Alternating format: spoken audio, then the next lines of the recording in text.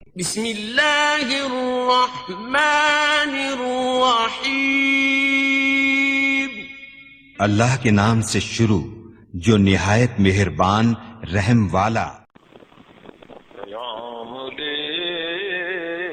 کے جو آئے صبح مدینے سے، مریض عشق کی لائی دوا مدینے سے۔ نحمده ونصلي ونسلم على رسوله الكريم، اما بعد فاعوذ بالله من الشيطان الرجيم، بسم الله الرحمن الرحيم۔ ولكل أمة أجل فإذا جاء أجلهم لا يستأخرون ساعة ولا يستقدمون۔ صدق الله مولانا العظيم۔ الصلاة والسلام عليك يا سيدي يا رسول الله وعلى آلك وأصحابك يا سيدي يا حبيب الله۔ قاری محمود الحسن اویسی قادری، خطیب مرکزی جامع مسجد جی ٹی روڈ گجر خان، آپ سے مخاطب ہوں۔ آج مرخہ 27 مارچ 2020 جمعۃ المبارک کا دن گزرا ہے، اور کرونا وائرس کی وجہ سے حکومتی احکامات کے تحت مساجد میں بیان نہیں ہو سکا، لیکن میں نے مناسب جانا کہ فکر رضا پاکستان یوٹیوب چینل کے ناظرین اور وزٹرز جو ہیں ان کو ہر دفعہ ہم جمعۃ المبارک کا کوئی نہ کوئی تحفہ دیتے ہیں، تو مناسب سمجھا کہ کوئی چھوٹی سی ریکارڈنگ اس حوالے سے کر کے آپ کو دے دی جائے، تاکہ ایک خلا پر ہو سکے اور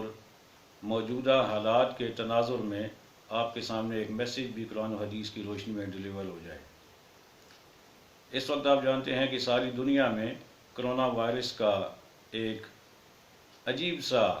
کھیل ہے اور ایک سما پیدا ہوا ہے، اور پوری دنیا میں انسانوں کو ڈرا کر رکھ دیا گیا ہے، خوف زدہ کر دیا گیا ہے، وحشت زدہ کر دیا گیا ہے، اور ہر آدمی کو ایک وہم میں مبتلا کر دیا گیا ہے، اور یوں لگنے لگا ہے کہ گویا ہر آدمی یہ سوچ رہا ہے کہ کہیں میری موت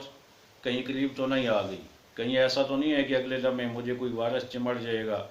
اور میں موت کے حوالے ہو جاؤں گا۔ تو اس حوالے سے اسلامی تعلیمات کی روشنی میں ہم جائزہ لیتے ہیں۔ اس وقت سورہ اعراف میرے سامنے ہے، آیت نمبر 34۔ اس میں خالق کائنات نے ارشاد فرمایا وَلِكُلِّ أُمَّةٍ أَجَلٌ، اور ہر گروہ کا ایک وعدہ ہے۔ فَإِذَا جَاءَ أَجَلُهُمْ لَا يَسْتَأْخِرُونَ سَاعَةً وَلَا يَسْتَقْدِمُونَ، تو جب ان کا وعدہ آئے گا ایک گھڑی نہ پیچھے ہو نہ آگے۔ مطلب یہ ہوا کہ قرآن مجید ہمیں یہ بتا رہا ہے کہ جب موت کا وقت آئے گا تو وہ ایک لمحہ بھی آگے پیچھے نہیں ہو سکتا۔ اب اس میں جہاں یہ ہے کہ وہ اپنے وقت سے پہلے موت نہیں آ سکتی، وہاں یہ بھی ہے کہ اپنے وقت کے بعد بھی نہیں آئے گی، یعنی جو وقت اللہ نے مقرر کر دیا اسی پہ آئے گی۔ تو جب موت کا ایک اٹل فیصلہ ہے، اس کا ایک وقت مقرر ہے، تو پھر ایک مومن اور مسلمان کی شان یہ ہے کہ وہ موت سے ڈرتا نہیں ہے، وہ اس حقیقت کو قبول کر کے اپنی زندگی کو رواں دواں رکھتا ہے۔ وائرس کے حوالے سے یہ ہر آدمی کو یہ خوف لاحق کر دیا گیا ہے۔ میڈیا نے اتنا پروپیگنڈا کیا اور اتنا اس کو بڑھا چڑھا کر بیان کیا جا رہا ہے کہ آپ یہ کریں وہ کریں، ادھر نہ جائیں ادھر نہ جائیں، ایسے نہ کریں ویسے نہ کریں۔ تو احتیاط ضروری ہے، اس میں کوئی دو رائے نہیں ہو سکتی کہ احتیاط نہ کی جائے۔ جس طرح ہم بیمار ہو جائیں تو اس کا علاج کرتے ہیں، بخار کا علاج کرتے ہیں، نزلہ کا کرتے ہیں، زکام کا کرتے ہیں، ساتھ احتیاط کرتے ہیں، پرہیز کرتے ہیں، تو وہ ساری باتیں اپنی جگہ پہ، اس سے روکا نہیں جا رہا، لیکن مقصد کہنے کا یہ ہے کہ خوف زدہ اتنا نہیں کر دینا چاہیے۔ اور دوسری بات یہ ہے کہ یہ جو وبائی بیماری جسے کہا جاتا ہے کہ بیماری ایک سے دوسرے کو لگ جاتی ہے اور اس سے اگلے کو ٹرانسفر ہو جاتی ہے، تو قرآن مجید فرقان حمید کے بعد ہم احادیث طیبہ کی جانب آتے ہیں، اور اس وقت میرے سامنے بخاری شریف ہے۔ میرے سامنے جو سیٹ ہے یہ تفہیم البخاری کا سیٹ ہے، اس کی جلد نمبر 8 ہے۔ شیخ الحدیث علامہ غلام رسول رضوی صاحب، یہ ان کی تشریح ہے جو انہوں نے بخاری شریف کی ہے۔ تو اس کی 8ویں جلد میں صفحہ نمبر 776 اس پر آقا کریم علیہ الصلوۃ والسلام کا ایک ارشاد گرامی ہے۔ اس کے راوی ہیں حضرت ابو ہریرہ رضی اللہ تعالی عنہ۔ آپ فرماتے ہیں قال رسول اللہ صلی اللہ تعالی علیہ وآلہ وسلم لا عدوا، جس کا معنی یہ ہے کہ آقا کریم علیہ الصلوۃ والسلام نے ارشاد فرمایا کہ متعدی بیماری کوئی نہیں ہوتی، یعنی ایک سے دوسرے کو اس سے آگے بیماری ٹرانسفر نہیں ہوتی۔ اب اس کی جو خود آقا کریم صلی اللہ علیہ وسلم سے تشریح ہمیں ملتی ہے وہ اسی بخاری شریف میں ہے، اور یہ صفحہ نمبر 785 ہے میرے سامنے۔ اس میں آقا کریم علیہ السلام نے یہی حدیث جب بیان فرمائی، آپ نے فرمایا کہ لا عدوا، جس کا معنی یہ ہے کہ کوئی بیماری متعدی نہیں ہوتی، آگے ٹرانسفر نہیں ہوتی، اور پھر فرمایا ولا سفر، جس کا معنی یہ ہے کہ آج کل بعض لوگوں میں یہ بھی مشہور ہے کہ سفر کا مہینہ نوسط والا ہوتا ہے، اس میں بیماریاں آتی ہیں، بلائیں آتی ہیں، پریشانیاں آتی ہیں، تو اس کی بھی آقا صلی اللہ علیہ وسلم نے نفی فرمائی، فرمایا ولا سفر، ایسی کوئی بات نہیں ہے۔ اور پھر اسی حدیث میں آگے الفاظ ہیں ولا حامہ، اس کا مطلب یہ ہے کہ کوئی پرندہ نہیں ہے۔ مطلب اس کا یہ ہے کہ دور جاہلیت میں یہ خیال کیا جاتا تھا کہ الو کسی گھر پہ آ کر بولنا شروع کر دے تو اس گھر والوں کی ہلاکت ہو جاتی ہے، تو آقا صلی اللہ علیہ وسلم نے ان کے اس جاہلانہ خیال کو بھی رد فرمایا۔ اچھا، بات ہو رہی تھی لا عدوا کی کہ کوئی بیماری جو ہے وہ متعدی نہیں ہوتی۔ فقال اعرابی، ایک اعرابی نے عرض کیا یا رسول اللہ صلی اللہ تعالی علیہ وسلم، اے پیارے آقا علیہ الصلوۃ والسلام، فما بال ابلی تکون فی الرمل کانھا ظبا، کہ اے آقا صلی اللہ علیہ وسلم پھر میرے اونٹ کا کیا حال ہے کہ جو ریگستان میں ہوتا ہے تو وہ بالکل اتنا تیز ہوتا ہے جیسے ہرن ہوتا ہے، یعنی بالکل صحیح سلامت ہوتا ہے، صحت مند ہوتا ہے۔ فیات البعیر الاجرب فیدخل بینہا فیجربہا، پھر ایک اونٹ خارش والا لایا جاتا ہے اور وہ ان صحت مند اونٹوں میں داخل کیا جاتا ہے تو انہیں بھی وہ خارش زدہ کر دیتا ہے، وہ سارے خارش والے ہو جاتے ہیں۔ تو آپ یہ فرما رہے ہیں کہ بیماری متعدی نہیں ہوتی، ایک سے دوسرے کو نہیں لگتی، تو یہاں تو ہمارا تجربہ اور مشاہدہ یہ ہے کہ خارش والا اونٹ آئے تو باقی سارے خارش والے ہو جاتے ہیں، تو پھر اس کا کیا سلوشن ہے یا اس کا کیا معاملہ ہے؟ تو آقا کریم علیہ الصلوۃ والسلام نے فرمایا فمن اعدا الاول، یا یوں کہہ لیں فمن اعد الاول، آقا نے فرمایا کہ اچھا یہ بتاؤ کہ یہ تو ہو گیا تمہارے خیال کے مطابق یا تمہارے مشاہدے کے مطابق کہ دوسرے کو پہلے سے لگی یا تیسرے کو دوسرے سے لگی، دوسرے کو پہلے سے لگی۔ اب آقا صلی اللہ علیہ وسلم نے فرمایا کہ یہ بتاؤ کہ پہلے سے کہاں سے لگی، پہلے اونٹ کو اس کو بیماری کہاں سے لگی؟ تو گویا آقا صلی اللہ علیہ وسلم نے سوال قائم کر کے متوجہ کر دیا کہ پہلے کو یقیناً اللہ کی جانب سے آئی ہے، تو جس طرح پہلے کو اللہ کی جانب سے آئی ہے ایسے ہی باقیوں کو بھی اللہ ہی کی طرف سے بیماری آتی ہے اور اسی کی طرف سے لگتی ہے۔ تو یہ آقا صلی اللہ علیہ وسلم نے فرمایا لا عدوا، کہ کوئی بیماری متعدی نہیں ہوتی۔ پھر فرمایا ولا طیرہ، جس کا مطلب یہ ہے کہ کوئی فال نہیں ہے، یعنی بدشگونی وغیرہ کوئی چیز نہیں ہوتی۔ ولا حامہ، اس کی میں وضاحت کر چکا ہوں۔ ولا سافرہ، اس کی وضاحت ہو چکی۔ اگلے الفاظ قابل غور ہیں۔ آقا صلی اللہ علیہ وسلم نے ارشاد فرمایا کہ وفر من المجذوم کما تفر من الاسد، آقا نے فرمایا کہ کوڑ والے مریض سے، جزام والے مرض سے ایسے بھاگو جیسے تم شیر سے بھاگتے ہو۔ اب یہ وہ حدیث ہے کہ جس کو لوگ پیش کر کے ہمیں یہ بتاتے ہیں کہ دیکھیں جی اگر بیماری متعدی نہیں ہے تو کیوں اس سے بھاگنے کا کہا گیا اور کیوں اس سے دور رہنے کا کہا گیا، جیسے جزام کا مرض ہے، کوڑ کا مرض ہے۔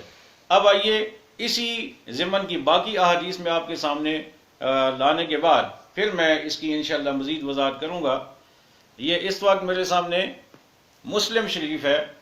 اور میرے سامنے شرح صحیح مسلم ہے جو غلام رسول سعیدی صاحب نے جو تشریح کی ہے، اس کی جلد نمبر 6 ہے میرے پاس۔ اس میں آقا کریم علیہ الصلوۃ والسلام کے ایک ارشاد گرامی ہے کہ فرمایا کہ کان فی وفد ثقیف رجل مجزوم، کہ ثقیف کے وفد میں ایک مجزوم آدمی تھا، یعنی جزام والا تھا، اور وہ ابھی آقا صلی اللہ علیہ وسلم کے قریب نہیں آئے تھے، ابھی تھوڑا فاصلہ تھا اور صحابہ کرام میں وہ ابھی مل بیٹھے نہیں تھے، ابھی کچھ فاصلے پہ تھے۔ فَأَرْسَلَ إِلَيْهِ النَّبِيُّ صلی اللہ علیہ وآلہ وسلم، آقا کریم صلی اللہ علیہ وسلم نے اس کی طرف پیغام بھیجا یا اپنا نمائندہ بھیجا، اور نمائندہ بھیج کر کیا فرمایا؟ اِنَّا قَدْ بَایَعْنَاكَ، کہ بے شک ہم نے تمہیں بیعت کر لیا، تم بیعت ہونے کے لیے آئے ہو، ہم نے تمہیں بیعت کر لیا، تم بیعت ہو گئے، قریب آنے کی ضرورت نہیں ہے، ہاتھ میں ہاتھ دینے کی ضرورت نہیں ہے، بس تمہاری بیعت ہو گئی، وہیں سے تمہارا کام ہو گیا، فرجع، بس تم واپس چلے جاؤ، تمہیں آگے آنے کی ضرورت نہیں ہے۔ ایک وہ حدیث کہ مجنون سے ایسے بھاگو جیسے تم شیر سے بھاگتے ہو، اور دوسری یہ کہ بے شک ہم نے تمہیں بیعت کر لیا، تمہیں آگے آنے کی ضرورت نہیں، تم واپس چلے جاؤ۔ یہ بھی دلیل کے طور پر پیش کی جاتی ہے کہ بیماریاں متعدی ہوتی ہیں اور ایک سے دوسرے کو لگ جاتی ہیں۔ اب آ جائیں ایک اور، یہ سنن ابن ماجہ اس وقت میرے سامنے ہے، اس کی جلد نمبر 2 ہے اور اس کا صفحہ نمبر 367 ہے۔ اس میں ہے باب الجزام۔ اس میں پھر وہی حدیث پاک ہے کہ جس میں ارشاد فرمایا گیا کہ ثقیف میں ایک مجزوم آدمی تھا، آقا علیہ الصلوۃ والسلام نے اس کے پاس اپنا آدمی بھیجا اور فرمایا لوٹ جاؤ، ہم نے تم سے بیعت لے لی۔ یہ بھی حدیث پیش کی جاتی ہے، اور ایک حدیث جو ابھی تک شاید لوگوں کی نظر میں نہیں آئی، اس کا حوالہ نہیں دیا گیا، تو وہ حوالہ میں دے دیتا ہوں کہ اسی ضمن میں اسی سے اوپر والی جو حدیث ہے اس میں آقا کریم صلی اللہ علیہ وسلم نے ارشاد فرمایا لا تدیم النظر الی المجزومین، آقا نے فرمایا کہ جو جزام والا ہو اس کی طرف دیکھا بھی نہ کرو، اسے دیکھنے سے بھی منع فرمایا۔ اب یہ تینوں حدیثیں جو ہیں یہ پیش کی جاتی ہیں کہ جی دیکھیں اگر بیماریاں متعدی نہیں ہیں، ایک سے دوسرے کو ٹرانسفر نہیں ہوتی، تو پھر یہ کیوں منع کیا گیا؟ اب ان ساری احادیث کا جواب میں حدیث سے ہی دینا چاہتا ہوں، اور وہ اسی یہ جو باب الجزام ہے ابن ماجہ شریف کا، اس میں پہلی حدیث ہے، وہ آقا کریم علیہ الصلوۃ والسلام کا ارشاد گرامی، اور اس کے راوی ہیں حضرت جابر رضی اللہ تعالی عنہ۔ وہ کہتے ہیں کہ ان رسول اللہ صلی اللہ تعالی علیہ وآلہ وسلم اخذ بید رجل مجزوم، آقا علیہ الصلوۃ والسلام نے جزام والے آدمی کا ہاتھ اپنے ہاتھ میں لیا، اس کا ہاتھ اپنے ہاتھ میں لیا، فَأَدْخَلَهَا مَعَهُ فِي الْقَصْعَةِ، آقا صلی اللہ علیہ وسلم نے اپنا ہاتھ اور اس کا ہاتھ کھانے والے برتن میں ڈالا اور اسے فرمایا کہ تم کھاؤ یہاں سے۔ آگے الفاظ یہ ہیں ثم قال، پھر آپ نے فرمایا کل ثقۃ باللہ، اللہ پر بھروسہ کرتے ہوئے کھاؤ، وتوکل علی اللہ، اور اللہ پر توکل کرو۔ اب اگر پہلی حدیثوں تینوں کو سامنے لایا جائے کہ شیر سے ایسے بھاگو، بیماری سے جزام والے سے ایسے بھاگو جیسے شیر سے بھاگتے ہو، یا جزام والے کی طرف دیکھنا بھی نہیں ہے، یا جزام والے کو واپس کر دیا گیا، اسے ہاتھ نہیں ملایا گیا، تو اس میں تو ہاتھ میں ہاتھ لینے کا ذکر ہے، یہ بھی حدیث ہے وہ بھی حدیثیں ہیں، تو اب نتیجہ کیا نکالا جائے گا؟ تو نتیجہ یہ نکالا جائے گا یہ جو حدیث ہے جس میں آقا صلی اللہ علیہ وسلم نے فرمایا، بلکہ آپ کا عمل مبارک ہے کہ آپ نے اس کا ہاتھ اپنے ہاتھ میں لیا، تو اس کا مطلب یہ ہے کہ کوئی بیماری دوسرے کو نہیں لگتی، ٹرانسفر نہیں ہوتی۔ آقا صلی اللہ علیہ وسلم نے باقاعدہ یہ عمل خود کر کے بتایا۔ اچھا، وہ جہاں پہ منع کیا گیا، تو منع کیے جانے کی وجہ یہ ہے کہ اگر کوئی آدمی کسی جزام والے کے پاس بیٹھ جائے، یا اس کی آنکھوں کی طرف دیکھنا شروع کر دے، یا اس آدمی کے ساتھ وہ کھانا پینا شروع کر دے، اور اللہ کی قدرت کی وجہ سے اس کی اپنی تقدیر میں بیماری ہو اور اسے وہ بیماری ہو جائے، تو اس کا ایمان کمزور ہو جائے گا، اور وہ آدمی ایک شک میں مبتلا ہو جائے گا کہ میں اس کے پاس نہ بیٹھتا تو مجھے یہ نہ ہوتی، میں اس کے پاس بیٹھا ہوں تو مجھے یہ لگ گئی۔ تو اس لیے آقا صلی اللہ علیہ وسلم نے ہمارے ایمان کو بچانے کے لیے، ہمارے ایمان کو مضبوط کرنے کے لیے فرمایا کہ تم اس کے پاس جاؤ نہیں، تاکہ تمہارا ایمان سلامت رہے، اور اگر تمہیں بیماری لگ جائے تو تمہیں کم از کم یہ وہم نہ ہو کہ اس کی وجہ سے لگی ہے، تمہیں یہ ہو کہ اللہ کی طرف سے آئی ہے، اللہ مجھے شفا دے گا۔ تو اس لیے آقا صلی اللہ علیہ وسلم نے اسے منع فرمایا ہے۔ اعلیٰ حضرت رحمۃ اللہ تعالیٰ نے ایک پورا رسالہ طاعون کے بارے میں لکھا ہے، اس میں ایک حدیث آپ لائے ہیں، اس میں یہ ارشاد گرامی ہے کہ جب کسی بستی میں طاعون کی وبا پھیل جائے تو آقا صلی اللہ علیہ وسلم نے ارشاد فرمایا کہ فلا تدخلوها، کہ تم اس میں داخل نہ ہو، یعنی اگر تم پہلے سے اس بستی میں نہیں ہو، تم باہر ہو تو تم اس میں جاؤ نہیں، اور اگر پہلے سے تم وہاں پہ موجود ہو اور بیماری آ گئی ہے، طاعون پھیل گیا ہے، تو اب تم وہاں سے نکلو نہیں، تم وہیں پہ رہو۔ اچھا، اب اس کا مطلب کیا ہوا؟ یہ بھی ہماری ایمانوں کی حفاظت کے لیے ہے۔ ہمیں یہ آقا صلی اللہ علیہ وسلم نے اس لیے فرمایا کہ فلا تدخلوها، تم اس میں داخل نہ ہو، کہ اگر بندہ اس شہر میں چلا گیا جہاں پہ طاعون پہلے سے موجود تھا، اور اللہ کی طرف سے اس کا بھی بیماری کا ٹائم وہی تھا، اور اسے بھی بیماری وہی بیماری اس پہ آنی تھی، اسے بیماری لگ گئی، تو وہ تو یہی سوچتا رہے گا کہ میں یہاں پہ نہ آتا تو اچھا تھا، میں یہاں آ گیا اس لیے میں بھی پکڑا گیا ہوں، مجھے یہ بیماری لگی ہے۔ تو آقا نے فرمایا تم جاؤ نہیں، اس لیے کہ تم جاؤ گے تو تمہارا ایمان کمزور ہو جائے گا، تم باہر ہی رہو، تاکہ باہر رہ کر تمہیں بیماری آئے گی تو تمہیں وہم نہیں ہوگا کہ مجھے اس وجہ سے ہو گئی ہے، اور جو پہلے سے وہاں موجود ہے اسے اس لیے روکا گیا کہ تم وہاں سے نکلو نہیں، کہ اس کا ایمان مضبوط ہو کہ اگر وہ باہر نکل جاتا تو وہ صحتیاب رہتا، تو وہ یہ سوچتا کہ میں باہر آ گیا ہوں اس لیے میں صحتیاب رہا ہوں، اس لیے مجھے کچھ نہیں ہوا، تو وہ وہیں پہ رہے۔ اگر صحتیاب ہو جائے، صحت مند رہے، تو اس کے ذہن میں یہ ہوگا کہ مجھے تو کچھ نہیں ہوا، حالانکہ باقی لوگ بیمار ہوئے ہیں لیکن مجھے کچھ نہیں ہوا، تو اس کا ایمان مضبوط رہے گا۔ تو اس لیے یہ چیزیں ان پر دھیان دینا چاہیے۔ باقی یہ ہے کہ جو کرونا وائرس کا معاملہ ہے، اس معاملے میں بھی ہم یہ کہتے ہیں کہ احتیاط ضرور کی جائے، ہاتھ دھوئے جائیں، بار بار دھوئے جائیں، سینیٹائزر کا استعمال کیا جائے، اس کے علاوہ ماسک وغیرہ یوز کیا جائے، جو احتیاطیں ہیں وہ کی جانی چاہیے، لیکن اس لیے نہیں کہ میں یہ کروں گا تو موت سے بچ جاؤں گا، یا اس لیے نہیں کہ میں نہیں کروں گا تو میں بھی بیمار ہو جاؤں گا، تو اس لیے نہیں۔ احتیاط اس لیے کی جائے کہ احتیاط کرنا سنت ہے، آقا صلی اللہ علیہ وسلم کا مبارک طریقہ کار ہے کہ بیماری سے احتیاط کی جائے، پرہیز کیا جائے۔ اور اس میں یہ بھی ہے کہ بعض لوگوں کا یہ بھی خیال ہوتا ہے کہ کسی کو ہاتھ ملانے سے بھی ہمیں شاید جراثیم لگ جائیں گے، تو اب تھوڑا سا نا اپنے وہ سوچ کو بدلنے کی ضرورت ہے۔ جہاں ہم یہ سوچتے ہیں کہ بیمار کے ساتھ ہاتھ ملائیں گے تو خدا نخواستہ ہمیں بھی بیماری ہو جائے گی، وہاں اگر ہم یہ سوچ لیں کہ ہاتھ ملانا آقا کریم صلی اللہ علیہ وسلم کی سنت ہے، اور اگر کسی بیمار آدمی کو میں ہاتھ ملاؤں گا سنت سمجھ کے، ہو سکتا ہے اللہ تعالیٰ میری وجہ سے اس کی بیماری کو دور کر دے۔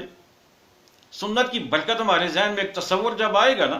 کہ سنت کی برکت کیا ہے، اب سلام کیوں لیا جاتا ہے؟ اس لیے کہ اس سے برکت ملتی ہے، یہ تو صاف ظاہر ہے، ورنہ اس کا فائدہ نہ ہوتا تو سلام شارع علیہ السلام رائج ہی نہ فرماتے۔ تو سلام اور مصافحہ اس لیے رائج کیا گیا کہ اس میں برکتیں ہیں۔ تو جب برکتیں ہیں تو ذہن میں اگر یہ رکھ لیا جائے کہ اگر بیمار آدمی کو میں ہاتھ ملاؤں گا، میں صحت مند ہوں، تو اللہ تعالیٰ میری وجہ سے اس کی بیماری کو دور فرما دے گا، اس لیے کہ اللہ تعالیٰ کا اپنے ارشاد گرامی ہے، حدیث قدسی میں ہے کہ اللہ تعالیٰ فرماتا ہے کہ میں بندے کے گمان کے مطابق اس کے ساتھ معاملہ فرماتا ہوں۔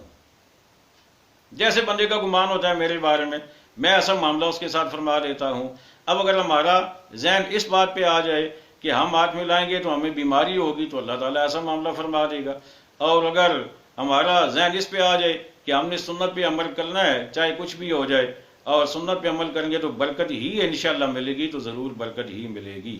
تو اس لیے مساجد میں جانا، نماز ادا کرنا اور وہاں پر ذکر اذکار کرنا، یہ فرائض میں چیز یہ شامل ہے، یعنی فرض نماز جو ہے مرد حضرات کے لیے جماعت کے ساتھ نماز ادا کرنا، یہ آقا صلی اللہ علیہ وسلم نے اس پر بڑی سختی فرمائی ہے۔ تو کوشش یہ ہونی چاہیے کہ مساجد میں جا کر ہی نماز ادا کی جائے، لیکن بقیہ نماز جو وہ گھر میں ادا کریں، لیکن کسی شک شبہ میں مبتلا نہیں ہونا۔ اللہ تعالیٰ اور ہمارا دین اور آقا صلی اللہ علیہ وسلم مسلمان کو وہمی ہونے سے بچاتے ہیں۔ اس وقت پوری میں سمجھتا ہوں کہ پوری قوم جو ہے نا، نہ صرف مسلمان قوم اور نہ صرف مسلمان کنٹریز بلکہ جو دیگر ہیں، وہ بھی اس وہم میں مبتلا کہ پتہ نہیں ابھی مجھے کیا ہو جائے گا، ابھی باہر جاؤں گا تو کسی سے ہاتھ ملاؤں گا تو پتہ نہیں کیا ہو جائے گا۔ تو یہ وہم ٹھیک نہیں ہے۔ اس لیے تقدیر پہ یقین ہونا چاہیے کہ اگر میری موت اس سے ہے تو اسی سے ہی آئے گی، چاہے میں جہاں مرضی کیوں نہ چلا جاؤں۔ اللہ تعالیٰ کا ارشاد گرامی ہے کہ یدرککم الموت ولو کنتم فی بروج مشیدہ،